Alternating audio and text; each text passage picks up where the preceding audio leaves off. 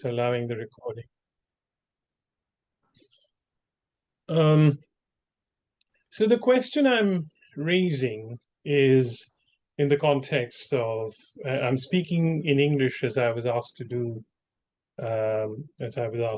my presentation in English, but I would be very happy to answer questions in Bengali if um, those arise as I move forward through this presentation. Thank you very much for inviting me to present to this audience. And um, it's a very interesting topic that you've chosen, one of preservation of historical heritage. And of course, in most situations, that is a very straightforward decision to make to preserve our history, to pass on to future generations what we are able to gather of our history, so they learn to appreciate what we have got from our past, including, of course, peoples from other nations that have come into India and left their indelible marks. And in this context, I thought it was interesting to raise the topic of the Dum Dum House of Robert Clive, because it's, from what I know, it's in dire need of maintenance and restoration. But Clive is a complex figure in our history. Of course, he's viewed uh, for very good reason as a bit of a villain, and his contributions to our history um, should begin with a reassessment of that. And whether the question I wish to raise is whether or not someone whose memory is a controversial one, or perhaps even largely negative, should be preserved. And I will argue that in spite of Clive's questionable history in India, um, we ought to preserve the house in which he lived and restore it to its former situation as much as possible.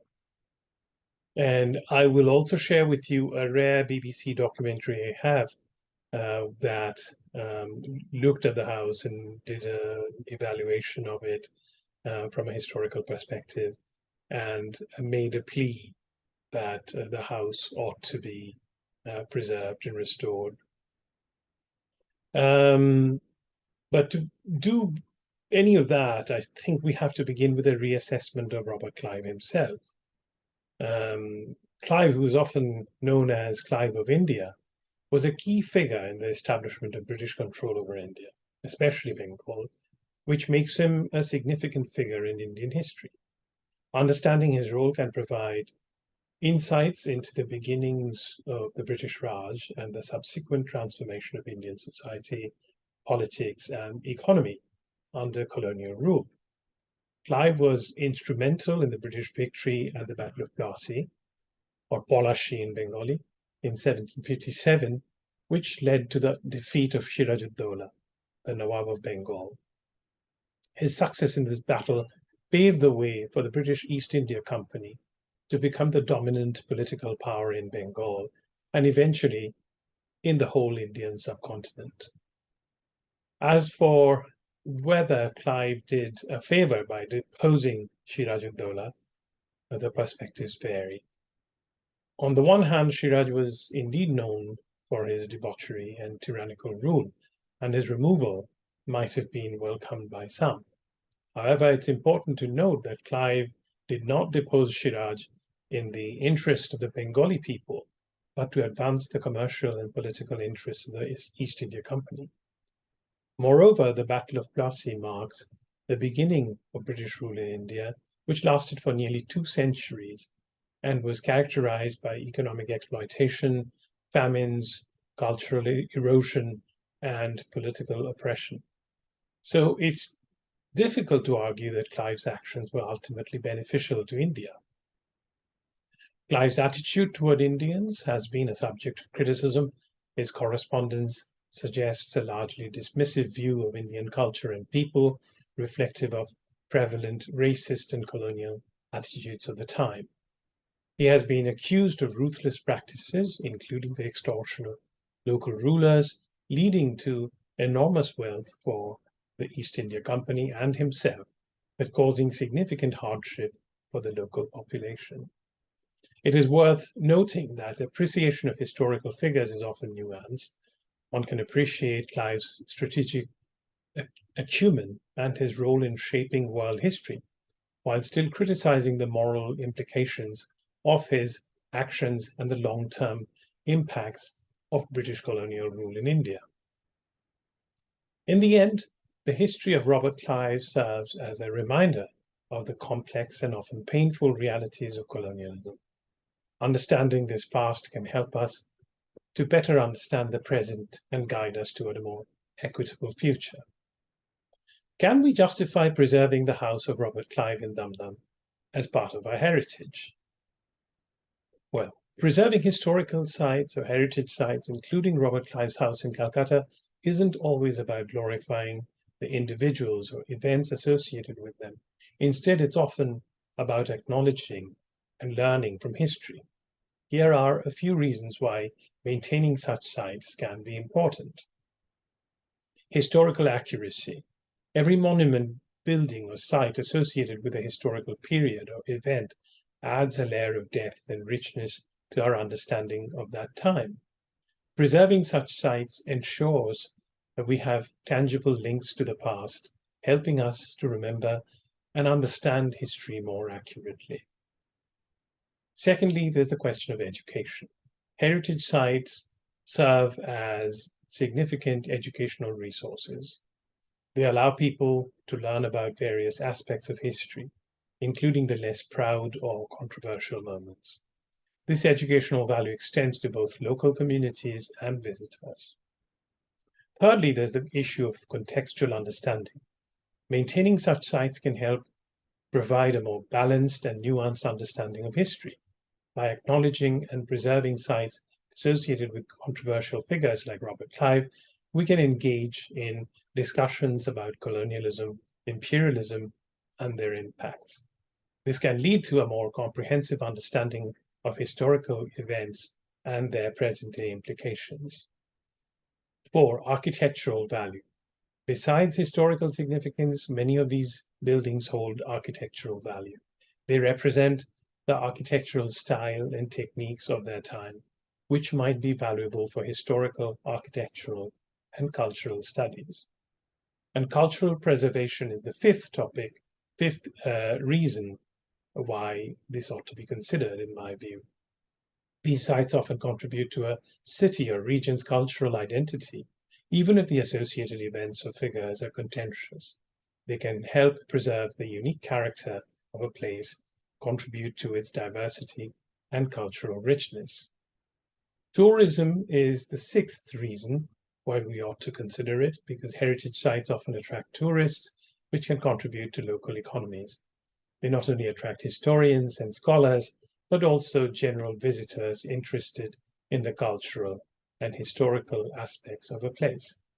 While it's crucial to remember the atrocities and unjust actions committed during colonial times, preserving sites associated with those times can serve as a reminder of the past and an opportunity for education and dialogue. It's important, however, that the interpretation of and the presentation of such sites are handled carefully to avoid glorifying negative aspects of the past. I'm going to stop here with my speech and share with you a rare BBC documentary that I have in my archives. And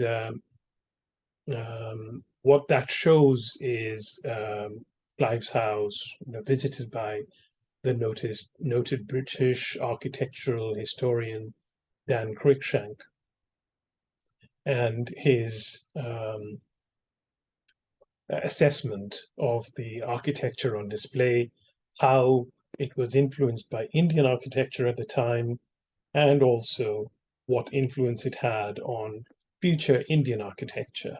So I'm going to take a break from just this monologue and present to you uh, a portion of this BBC documentary, perhaps just about 10 minutes worth, so you can see what a visiting team of experts from Britain thought about this house and their attempts to restore it in designs and future visions through paintings and such. And then we'll come back to wrap up my presentation. So bear with me just a moment.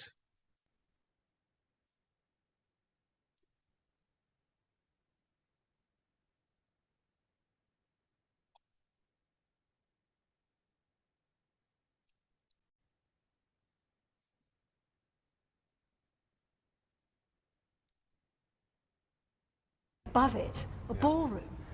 That's why Clive's house, of course, is so important, because it's a prototype for this, the first imperial scale British building in India. So Clive's house was really the foundation stone. I mean, it gave birth to Calcutta, the city of palaces.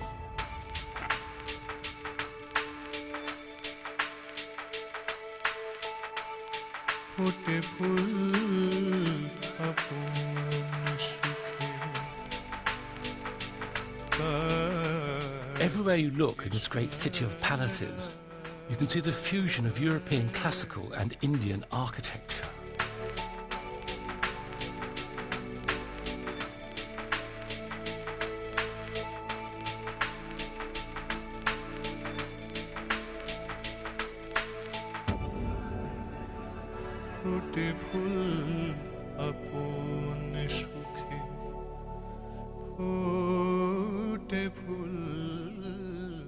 But this wonderful watercolour, it shows us, of course, how magnificent this house was in Clive's time, but also, perhaps more important, it shows us how magnificent it could be, it should be again. This drawing should act as an inspiration to everybody who wants to fight to save this really important building. Well, let's see if we can make it happen.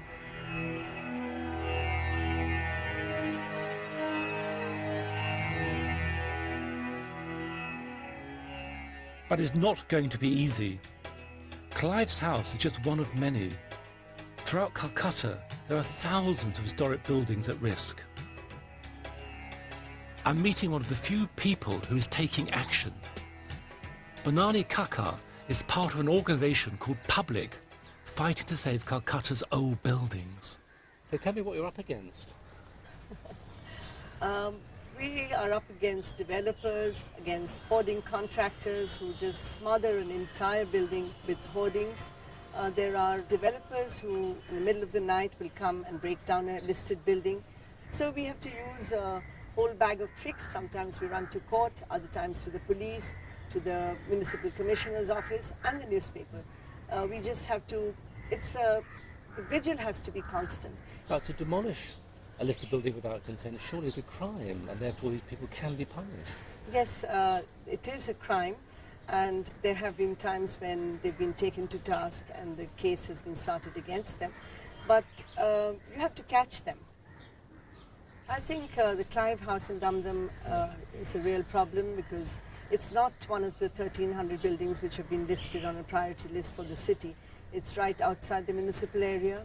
And there have been a lot of encroachment around Clive House. You don't really see the building anymore.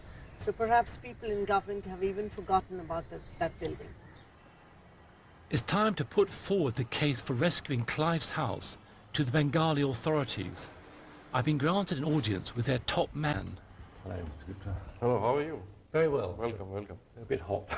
Oh, it's rather warm this time of the year. Very warm. Yes. Tell me, what brings you here? History, historic buildings. Can you tell me how is that aim to preserve the historic buildings of Calcutta being achieved? Because, of course, a lot of the buildings are in quite bad condition, aren't they? We thought as a first step, we should set up a heritage commission. This heritage commission is going to now show us the way as to how we're going to find the funds and the methods of saving these structures. Of course, the dramatic question at the moment, the urgent question, is will Clive's house be saved? It's in a desperate state now, isn't it? I strongly feel that the house should be rebuilt, reconstructed, preserved, maintained. Yes. In the end, it's going to cost money. Yes, money is the problem. Money is going to be the problem for structures like that. Lack of money means choices have to be made, what to save and what to let rot. And Clive's house carries some unpleasant echoes of early British rule, so inevitably more indigenous buildings take priority. So shouldn't it be our responsibility to rescue the house at Dum Dum? Back in London, Carenza is confronting English heritage. Without any question, it's the most important European historic building at risk in India, and urgent actions desperately needed to save it. So whose responsibility do you think it is? I mean, should Britain be doing something? We built them buildings after all. We certainly should. I mean, this is a shared heritage, and it should be as important to Britain as it is to people in India. Funding ought to be available from Britain, but legally we just can't spend money overseas. We hope that'll change, but at the moment that's the situation. So the future of Clive's house looks hopeless, unless we can find something else that makes it special. There are some intriguing anomalies we haven't explained, like the mystery of the huge mound on which the house stands, and on closer inspection, the very fabric of the building is odd.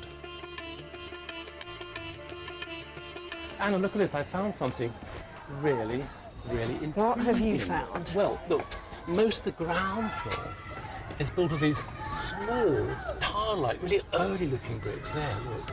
Whereas these buttresses are built of these much larger, much later-looking bricks. And, look, there's virtually no bond, no structural relationship between the two. Well, it's interesting because inside I've got just the same thing. I've got some walls that are small bricks and some walls which are both, and then the outer walls which are just the larger bricks. Fascinating, fascinating. Yeah. The question is, of course, why were these buttresses added? I mean, to be ornamental? I don't think so. They're not particularly handsome, are they? I think for purely practical reasons, because they give added strength to the old ground wall here, allowing it to support the added weight of the first floor added by Clive. Yeah. Now, I think lurking within this building is a far, far older structure. Carenza is at the British Library checking out our new theory by trawling through East India Company records. Could there really have been an older building on the site of Clive's house? I've just made the most amazing discovery here. I think it's the most important clue about the origins of Clive's house. This devilish machine you've got here. How does it work? Oh, I see. Hi, Dan. Look, I made a discovery which suggests there was an earlier building on the site of Clive's house. It's an extract from the writings of East India Company servant Robert Orme, who describes the fall of Calcutta in 1756 and its subsequent recapture by Clive. What he says is that when Clive marched through the Nawab's camp on the morning of the 8th of February 1757 in a dense fog, he crossed the Dum Dum Road. This road, he says, leads to Dum Dum, an old building stationed on a mound. I'm going to send you a copy of the map which actually marks the building. Hey! An inspired guess. Okay, let's have a look at the map. Look at this thing. Fantastic. The earliest detailed map of Calcutta I've ever seen. Fantastic. But look at the old town. Absolutely amazing. It's just an informal trading centre. It's just a small little settlement. Absolutely nothing like the great city of palaces that came later on. Look, this is the road to Dum Dum. Here it says Dum Dum Bridge, and then you go up here, and this is the old building on a mound, the old house. It is our house, isn't it? Incredible. There And it is. surrounded by, here, look, the Moors camp. So this is the Nawab camp. Oh my God. Of course, therefore, could this building have had something to do with the Nawab? Absolutely. I mean, there's no other reason, actually, for the camp to be around a structure unless it was connected to the Nawab. Absolutely. So that means that the structure within Clive's building could be much more Indian than anybody's ever thought. So it looks as though Clive acquired an existing building and transformed it into a plush new villa. But what was its earlier structure, and who might have built it? It's tempting to connect it with Clive's enemy, the Nawab, but we need more evidence. Oh dear, I don't know if I should be doing this. But in the name of heritage, oh, I don't want to fall down that hole either. What a fantastic view. And what on earth is that? That's just the most enormous expanse of green. I've no idea. I mean, I guess it's something to do with the house. Has to be. I shall go and check it out.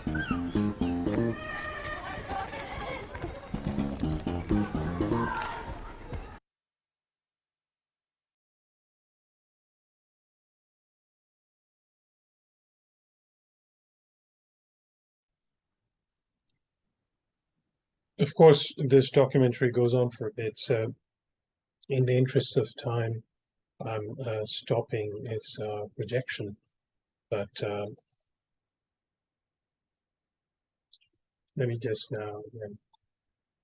I want to take a pause here to see if there might be any questions before I proceed to wrap up my presentation.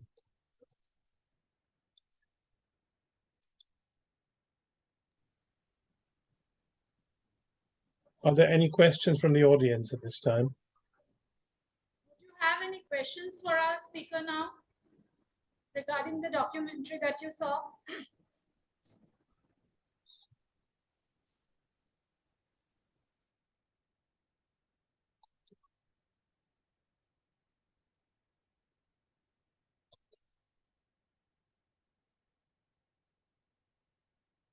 Okay, it appears that there are no questions, so I will proceed to now then wrap it up. There is a question. I had muted this side. So there's a question from one of our speakers.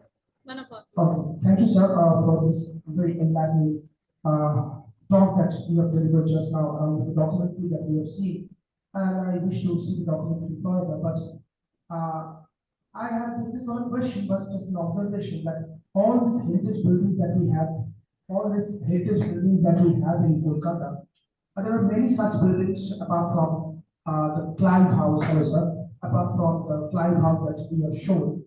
These buildings at the same time are heritage buildings, and at the same time are memories of tyrannical bloody past of the colonial Raj.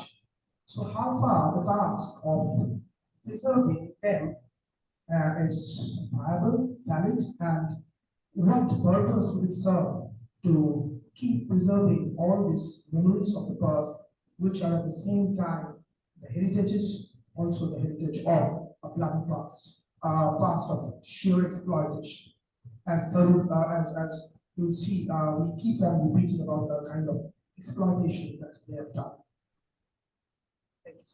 Well, I couldn't hear that question very, very well, but I think I got the gist of it, i.e., why choose this building, given its associations, given that there are other buildings, why would you prioritize or give any importance to the maintenance of this particular building or house that Clive lived in? Am I correct in hearing that question? If you could confirm if I've understood your question well. Actually, what he was trying to ask is that the colonial past talks also about a history of exploitation. So why are we archiving or preserving these heritages, right? That's what you want to ask? Why? But I just made an observation, but you're correct. Yeah. It's not about why, it's but, like, but it is about what's the simultaneously both the things exist in our memory. The heritage and also the past of exploitation. It's a symbol of exploitation too. Yes, I think that's a very valid question, and there are no easy answers to that. But I think that's what I was developing earlier on when I spoke about, why would we bother to do any of this? given its association. So some of the points I will repeat. It's about historical accuracy. Preserving such sites ensures that we have tangible links to the past. Education, which was another theme I touched upon. The educational value, knowing these aspects of history, especially not to repeat errors of the past. Also, a contextual understanding. We can engage in discussions about colonialism, imperialism, and their impacts, and that can lead to a more comprehensive understanding of our own history, our historical events, and their present day implications. Above all else, I think it's important, and if you saw the documentary in full, which time wouldn't permit us to do, but perhaps we could do at a later time. What I think the documentary showed for me, and this is one man's opinion for what it's worth, is that it shows how Clive's architecture of his house that he built was very much influenced by the architecture of the house of Raja Krishna Chandra that he saw. And that Indian influence is very strong, and it's illustrated in the course of this documentary. And one of the key things that happens as a result, I think, is that as a result of the colonial rule, of course, the colonial rule is a mixed bag. There were, positives and negatives associated with it. Let's say a lot of negatives, but there are some positives as well, such as, India's adoption of the English language that makes it much easier for us to compete in this world against such powers as China, for instance, because Indians are fluent in English.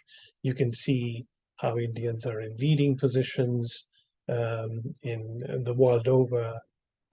Two of the top technology firms, Microsoft and Google, are now led by Indian migrants. Rishi Sunak, of Indian origin, has now become the Prime Minister of Britain.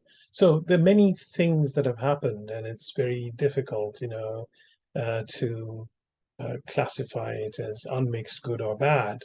And I think one of the people who actually does a very good assessment of it is, William Dalrymple.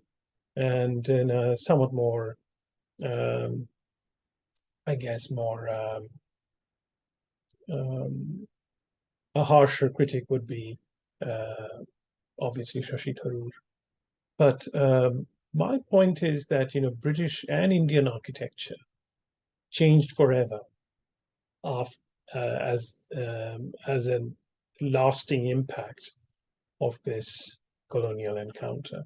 And Clive was at the front and center of it. And while we can, despise him as an individual, it doesn't take much to appreciate his military genius, even though he had no military training. He was a civilian, but was a great tactician, and there were things that he was able to accomplish, and especially lay the founding stone of the British colonial rule in India. So he was able to make really change the course of history. And it's between him and Siraj-ud-Dowla, who was a very tyrannical ruler. Pick your poison. I'd say, in some ways, Clive might have been seen by the people at that time because of, what the sort of things Siraj-ud-Dowla used to do. And this is, you don't have to go with the British accounts. It's his own cousin that writes the most damning things about him. And just to entertain himself, he'd have a boat capsized in the river, and the shrieks of people drowning were entertaining to him. And his abuses and rapacity were without a precedent. And in some ways, therefore, Clive and East India Company, when they took him out, there was perhaps a sigh of relief. But, of course, one can't claim that there is, who's better or worse. But this happened, And as a consequence of it, as you'll see in this documentary, if you watch it in full, um, you know, the architectural landscape of both countries, both Britain and India, changed forever. So I think from that perspective, from a purely historical perspective, um, it is, worth preserving. And then some of the earlier points I made also, the fifth point I made was this was uh, for also cultural preservation, the region's cultural identity, particularly the architecture in Bengal. And of course, tourism is another thing that, um, for example, in Boston, there is the Freedom Trail, where many of the British colonial sites before the American War of Independence are preserved to give people a sense of, what things were like. And then, one has to draw conclusions from it, lessons from it, so those errors aren't repeated. And my main question as I watched this documentary was, was Clive's house influenced by Indian architecture at the time? And did it in turn influence Indian architecture and then in later periods? Robert Clive's house is a great example of British colonial architecture in India. It was built in the mid 18th century. The house showcases a mix of British and Indian architectural elements, reflecting the period's stylistic blending. And the house is designed in what's called the Palladian style, which was popular in Britain during the 18th century and was widely used in British colonial architecture worldwide. And Palladian architecture, inspired by the work of the Venetian architect Andrea Palladio, is characterized by symmetry, classical forms, and a sense of grandeur. However, given the local climate and cultural context, the building also incorporates several Indian elements. For instance, the house is raised on a plinth, a feature commonly found in traditional Indian architecture to provide protection from flooding and pests. And the house also features large verandas and high ceilings, design elements typical in Indian architecture to offer shade and promote air circulation in the warm climate. As for the influence of Clive's house on Indian architecture, it is important to clarify that Clive's house was one of the many examples of colonial architecture in India. It was part of a broader architectural movement that had significant influence on Indian architecture, particularly in the urban centers under British control. And colonial architecture introduced new materials, techniques, and architectural styles to India, which in turn influenced local architectural practices. And the Indo-Saracenic style, for instance, emerged during the British Raj as an architectural style that blended Indian, Islamic, and Western elements. While this style is not directly related to Clive's house, it illustrates how the colonial period led to new forms of architectural expressions in India. However, it's important to note that these influences were often a result of an imposed colonial culture and power dynamics rather than a voluntary adoption or evolution. So today, these architectural styles stand as a testament to the complex and often contentious history of British colonial rule in India. And um, apart from serving historical lessons, I think it might be of interest to students of Indian architecture, modern Indian architecture, to look into some of the origins of, the particular style that has evolved in India. As a matter of fact, in the documentary, they show that what we now call the Raj Bhavan in Calcutta was also influenced by some of the experience gathered in building this house for Robert Clive. So, preserving the site is not tantamount to giving or forgiving the sins of the colonial past, but rather as a tool of understanding and perhaps something to understand how architecture in the region evolved in the next several centuries. So it's largely from that historical perspective that I would say just once again, my opinion as one individual that it might be worthwhile preserving the site. And also, of course, if you talk about maintenance of heritage and so on, it's obviously a no-brainer. In most situations, the houses of our, great men, such as Ram Mohan Rai, Vidyasagar, and so on, that should obviously take precedence. But I think a case can also be made for preserving the house in which Robert Clive lives because of its very unique history and what evolved from that point on. I'm rambling at this point, so I'll stop and see if that is making sense, if that addressed the question that you raised.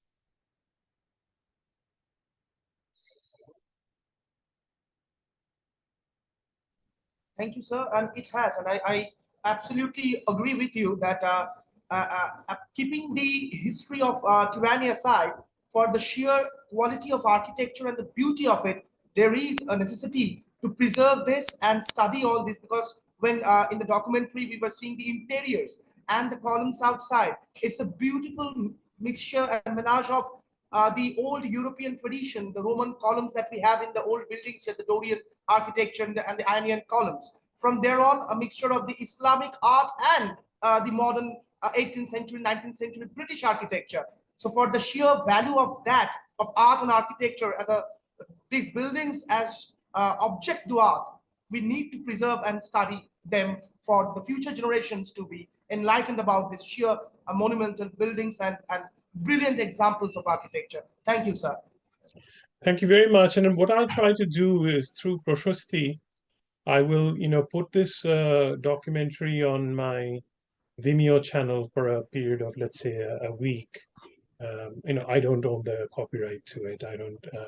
It's just for the educational purposes, because it's very hard to find. That I might put it, if it's of interest to you, please let me know, and I'll put it on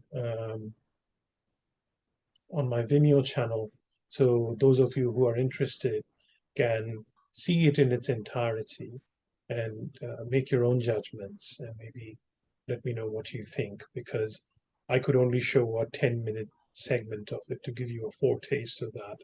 But the actual documentary is fascinating and runs almost an hour. And I wish I had the time to share with you the full thing, but I'm sure there are other speakers and much else going on.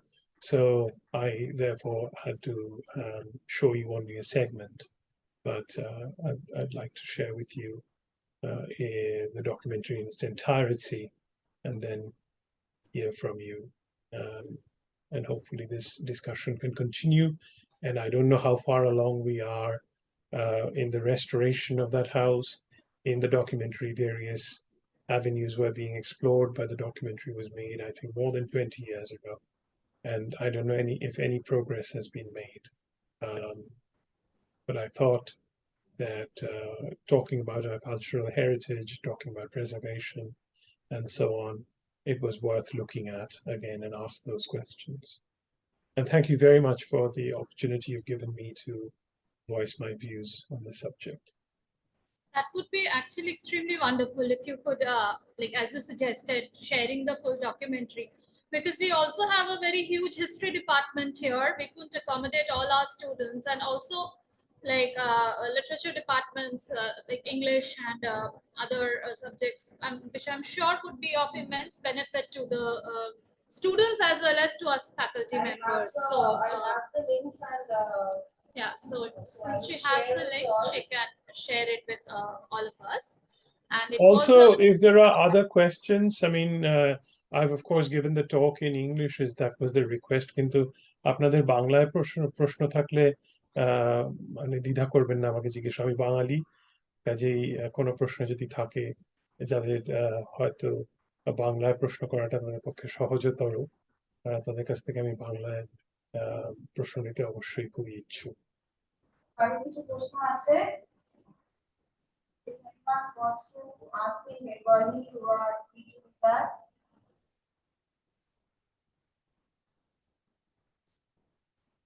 আপাতত মনে হয় না আমাদের স্টুডেন্টসের আর প্রশ্ন আছে আপাতত কোনো question নেই। আপনি কলকাতায় এলে অবশ্যই কলেজে আসবেন and we would love to interact with you.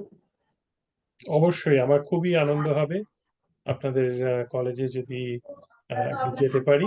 আপনারা এসব নিয়ে পড়াশোনা করছেন, হয়তো সামনাসামনি বসে মুখোমুখি আলোচনা করা, একটু চা খাওয়া, এর কোনো বিকল্প নেই আমরা যারা বাঙালি আমাদের কাছে। কাজে আপনাদেরকে অশেষ ধন্যবাদ। করতে পারিনি sir, because you are very far from us, basically. So we would like to invite you today only, but whenever you are in Kolkata, kindly contact me and let me know about that, and we will arrange a very nice interactive physical session. অবশ্যই আমি বছরে একবার করে তো কলকাতা যাই, December মাসে যাব আবার কলকাতা এবং ঢাকা, দুটো জায়গাতেই যাওয়ার অভিপ্রায় আছে। তা আশা করি আপনারা আপনাদের কাছে এই আলোচনাটা আপনাদের ভালো লেগেছে, বিষয়বস্তুটা আপনাদের কাছে আশা করি চিত্তাকর্ষক। তা এই নিয়ে আলোচনা চলুক। আমার কথা মতো আমি ডকুমেন্টারিটা শেয়ার করব, আপনারা সেটা দেখে আপনাদের প্রতিক্রিয়া জানাবেন। আমাদের যোগাযোগ থাকলো, হ্যাঁ, আশা করি আমাদের আদান প্রদানের চালাচালি বন্ধ হবে না। নিশ্চয়ই অনেক নমস্কার, ধন্যবাদ। হ্যাঁ, নমস্কার। আসি। আমাদের এখানে অনেক রাত্রির এখন, প্রায় 1:45। হ্যাঁ, ধন্যবাদ। Okay.